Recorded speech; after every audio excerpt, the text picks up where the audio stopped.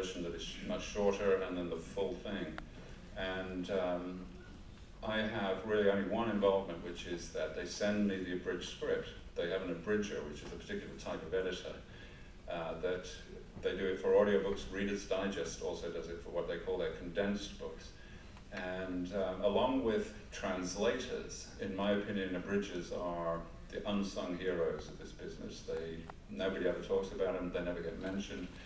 They probably don't get paid very much, but they do a superb job. You know, they take a 120,000 word book and they boil it down to 30 or 35,000 words, and it's all there, and it's done in such a way that you think, you know, you really start to think that the rest of it was superfluous. Because, you know, they've come up with such a great version. So they sent me that script, and I'm supposed to okay it, and I never do. I pretend to have read it because I delay answering the email for a day or two, and then I just write back and say, yes, that's fine, because I know it will be. So that's really the only involvement I have, other than the first 10 of the books were done by a company called Brilliance Audio, who had a reader called Dick Hill under contract, who I thought was really, really good. And I know for a lot of people, he is the voice of Reacher. I mean, he is Jack Reacher for a lot of people. And then as a kind of contractual issue, I had to move the audiobooks from Brilliance to Random House Audio.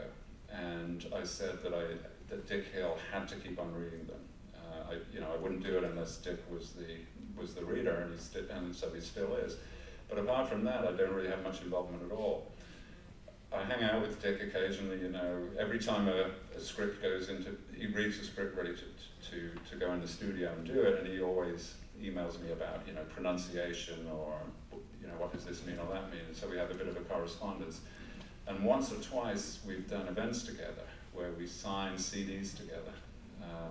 Him as the narrator and me as the writer. And he's a really nice guy and does a great job. For me personally, I don't love audiobooks because you know, I don't have a commute in that sense, that I don't, you know, when I go to work, I live on the 25th floor, and my office is on the 7th floor. So I commute 18 floors in the elevator, and it doesn't give me a lot of time for listening to the audio.